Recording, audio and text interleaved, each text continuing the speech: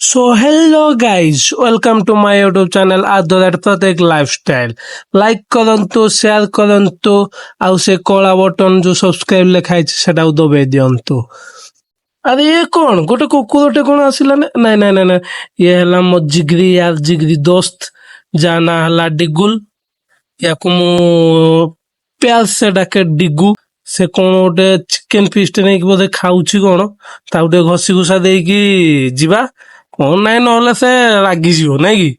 ତାହେଲେ କଣ କୁଣ୍ଡେଇ କୁଣ୍ଡା କଣ ମତେ କୁଣ୍ଡେଇ କୁଣ୍ଡେଇ ଦଉଛନ୍ତି, ମୋ ଦାନ୍ତ ଫାନ୍ତ କାମୁଡି କୁମୁଡା ଦଉଛନ୍ତି। ମତେ ଭଲ ଲାଗେନି ଏସବୁ। ତ ଭାଇ ମାନେ ଚାଲନ୍ତୁ ଏବେ ନିଜ ନିଜ କାମ ସାରିକି ବାହାରି ପଡିବା। ମୁଁ ଏବେ ଯାଉଛି ଚା ପିଇବା ପାଇଁ।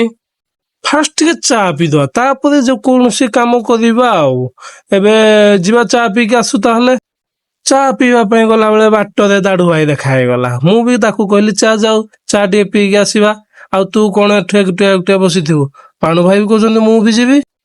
ପାଣୁ ଭାଇକୁ କିନ୍ତୁ ଆଣିଲୁ ନାହିଁ। ସେ ତ ଟିକେ ମୋଟାଳିଆ ଲୋକ। ଆମ ଗାଡିରେ ତ ମୁଁ ମୋ ଦାଢୁ ଭାଇ ବସିଲେ ଆଉ ଜାଗା ହିଁ ନାହିଁ, ତାକୁ କେମିତି ବା ଆଣିବୁ? ତ ଭାଇ ମାନେ ତାହେଲେ କଣ କରିବା? ଆଉ ପାଣୁ ଭାଇ ଟିକେ ମନ ଦୁଃଖ କରିଛନ୍ତି, କିନ୍ତୁ ତାକୁ ଟିକେ ମନେଇଦବା ଆଉ। ତାଙ୍କ ପାଇଁ ଚା ଆଉ ବିସ୍କୁଟ ଦିଟା ଧରିକି ନେଇକି ଯିବା। ତାଙ୍କୁ ଦେଇଦେଲେ ସେ ଖୁସି ହେଇଯିବେ।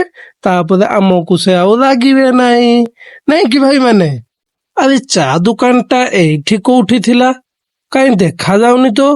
କିରେ ଦାଡୁ ଭାଇ, କୋଉଠି ଅଛି ଚା ଦୋକାନ? ଦେଖରେ ଚା ଦୋକାନ ଆସିଲା। ଚାହା ଟୁ ଚା କପ୍ ଟା ବହୁତ ସୁନ୍ଦର ନାଇଁ କି? ଚାହାକୁ ଚାହା ଦୋକାନ ପରଫେକ୍ଟ ମ୍ୟାଚ ନାଇଁ କି? କୋଉଠି ଥିଲା ଆମର ବିକାଶ ଭାଇ, ସେଠାକୁ ଆସିଗଲେ। ତାଙ୍କୁ ପଚରାଗଲା ଚା ଟା କେମିତି ଲାଗୁଛି? ସେ କହିଲେ ପରଫେକ୍ଟ। ଏଇ ଆମର କଥା କାହା ସହିତ ହେଇଯାଉଛନ୍ତି। ତ ସେଠୁ ଚା ପିଇଲୁ। ବିକାଶ ଭାଇ କହିଲେ ମୁଁ ପେମେଣ୍ଟ କରିବି। ତ ମୁଁ ବି କହିଦେଲି ଠିକ ଅଛି ତମେ ତାହେଲେ କର। ଚା ପିଇକି ଦେଖିଲା ବେଳକୁ ସୁବ୍ରଜିତ ଭାଇ ଆମର ଡ୍ୟୁଟି ବାହାରି ସାରିଲେଣି। ଏବେ ଆମେ ଗାଧେଇ ପାଧିକି ବାହାରି ପଡିଲୁ ବୁଲିବା ପାଇଁ। ତ ଏଇ ଖରାରେ କୁଆଡେ ଯିବା କୁଆଡେ ଯିବା କୁଆଡେ ଯିବା ହେଇକିନା ଯାଉଛି, ଭାବୁଛି ଯିବି ତାଲଚେରକୁ। ଆପଣ କହିବେ ତାଲଚେରରେ ଏମିତି କଣ ଅଛି ଯେ ଇଏ ଯାଇଛି ସେଠିକି ବୁଲିବା ପାଇଁ? ତାଲଚେରରେ ରାଜବାଟୀ ଅଛି, ତାଲଚେରରେ ମାଇନ୍ସ ଅଛି। ଆମେ ଫାଷ୍ଟ ରାଜବାଟୀ ଯିବା ପାଇଁ ବାହାରି ପଡିଲୁ। ତାଲଚେରରେ ପଶୁ ପଶୁ ଶିବ ମନ୍ଦିରରେ ଦର୍ଶନ କରିକି ତ ଆମେ ବାହାରି ପଡିଲୁ ପୁଣି ରାଜବାଟୀକି ଯିବା ପାଇଁ। ରାଜା ନାହାନ୍ତି କିନ୍ତୁ ତାଙ୍କ ରାଜମହଲ ଅଛି ଆଉ। ତ ଚାଲନ୍ତୁ, ଏଇଟା ହେଲା ତାଙ୍କ ମେନ ଗେଟ୍। ଭିତରେ ବହୁତ ସୁନ୍ଦର ଏଠୁ ଷ୍ଟାର୍ଟ ହେଇଯାଇଛି। ଏଠି ଜଗନ୍ନାଥ ମନ୍ଦିର ଅଛି, ଆଉ ସେ ଆଗରେ ଏଇଠୁ ରାଜବାଟୀ ଷ୍ଟାର୍ଟ। ଏପଟେ ବ୍ରାହ୍ମଣୀ ନଦୀ, ଏପଟେ ରାଜବାଟୀ। ଏଇଟା ହେଲା ରାଜାଙ୍କ ରାଜମହଲ, ରାଜଦରବାର।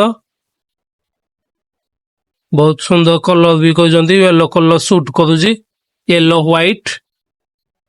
ସେ ଆଗକୁ ଏଠାରେ ଟିକେ ନିର୍ବାଚନର ସରଗରମ ଥିଲା ଯେ ମୁଁ ଟିକେ ରହିକି ଭିଡିଓ ମଧ୍ୟ କରିପାରିଲିନି କି ଭିତରକୁ ବି ଯାଇପାରିଲିନି। ସେମିତି ଖାଲି ରୋଡ ଶୋ କରିଦେଇଛି। ଆଉ ଦିନ ଆସିବା, ଆଉ ଦିନ ଆସିବା ରାଜବାଟୀ ଭିତରକୁ ଯିବା। ରାଜବାଟୀ ଭିତରକୁ ଯାଇକି ସେଠାରେ ଯୋଉ ମନ୍ତ୍ରୀ ଅଛନ୍ତି, ଏବେ ବି ମଧ୍ୟ ତାଙ୍କ ସେନାପତି ଅଛନ୍ତି, ସେଠାରେ ପଚରା ପଚରି କରିବା କେବେ କଣ ହେଇଥିଲା, ରାଜାଙ୍କର କଣ କଣ ଅଛି। ଭିତରେ ଗୋଟେ ମ୍ୟୁଜିୟମ ଟେ ଅଛି, ସେଟା ଦେଖିବା। ଏପଟେ ବ୍ରାହ୍ମଣୀ ନଦୀ, ସେପଟେ ରାଜାଙ୍କ ଦରବାର। ରାଜା ରାଜା ଗୋଟେ ମାନେ ସଉକ ମେଣ୍ଟେନ କରୁଥିଲେ ଆଉ। ଗୋଟେ ମାନେ ଖାନଦାନିଆ ଗୋଟେ ଥିଲା ତାଙ୍କର ଆଉ। ମାନେ ଏପଟେ ବ୍ରାହ୍ମଣୀ ନଦୀ, ଇଚ୍ଛା ହେଲେ ଯେତେବେଳେ ଗରମ କରିବ ଆସିକି ନଦୀ ପାଖରେ ବସି ପଡ, ଥଣ୍ଡା ପବନ ବାଜିବ। ରାଜା ରାଜା ଆଉ, ମହାରାଜା ପା ସେ ତାଲଚେର ରାଜା ଆଉ। ରାଜାଙ୍କର କେତେ ପ୍ରଜା ଏଠି। କଣ କରିବା, ଚାଲନ୍ତୁ ଯିବା ଏବେ। ଏଠି ତ ବହୁତ ଇଏ। ତାଲଚେରରୁ ଆସୁ ଆସୁ ଏଇ ଭାଇ ଜଣଙ୍କ ଦେଖା ହେଇଗଲେ। ଭାଇ କହିଲେ ବହୁତ ଗରମ କରୁଛି। ମୁଁ କହିଲି ହଉ ଠିକ ଅଛି, ତାହେଲେ ଲସି ଦୋକାନରେ ତ ବସିଛନ୍ତି, ଲସି ଦୁଇଟା ମଗାନ୍ତୁ ଯେ ପିଇବା ଆଉ କଣ। ବାପୁନ ଭାଇ ଆମର କହିଲେ ହଁ ତାହେଲେ ପିଇଦବା ଲସି ଟିକେ। ଏଇଠି ସେଇ ଲସି ଜଣକ ପିଇଲୁ ଆଉ। ଲସି ଟିକେ ପିଇ ଦେଇକି ଏବେ ଆମେ ବାହାରିଲୁ ଘରକୁ ଯିବାକୁ। ବହୁତ ଖରା କାଟୁଛି, କଣ କରିବା। ସେଇ ଖରାରେ ତ ଆପଣଙ୍କ ପାଇଁ ବ୍ଲଗ ବନା ହଉଛି। ଆପଣ ଦେଖନ୍ତୁ, ଆପଣଙ୍କୁ ଖୁସି ଲାଗୁ। ମୋର କେବଳ ଏଇଟା ଧାରଣା। ଆଉ ମୋର ଗୋଟିଏ କଥା, ଗରିବ ଲୋକଙ୍କୁ ସାହାଯ୍ୟ କରନ୍ତୁ। ଯିଏ କିଛି ନହେଲେ ନାହିଁ, ବିସ୍କୁଟଟେ ଆଉ ପାଣି ବୋତଲଟେ। ଏଇ ଖରା ଦିନେ ପାଣିର ଆବଶ୍ୟକ ନିହାତି ଅଛି। ଆପଣ ଯାହାକୁ ଦେଖିବେ ତାକୁ ପାଣି ବୋତଲଟେ ଆଉ ବିସ୍କୁଟଟେ ଦିଅନ୍ତୁ। ମୋର ଏତିକି ଆପଣଙ୍କ ପାଖରେ ପ୍ରାର୍ଥନା। ତ ମୋ ଚ୍ୟାନେଲକୁ ସବସ୍କ୍ରାଇବ କରନ୍ତୁ, ଲାଇକ୍ କରନ୍ତୁ, ଭଲ ଲାଗିଲେ ସେୟାର କରନ୍ତୁ, ଆଉ ବେଲ୍ ଆଇକନକୁ ଦବେଇ ଦିଅନ୍ତୁ।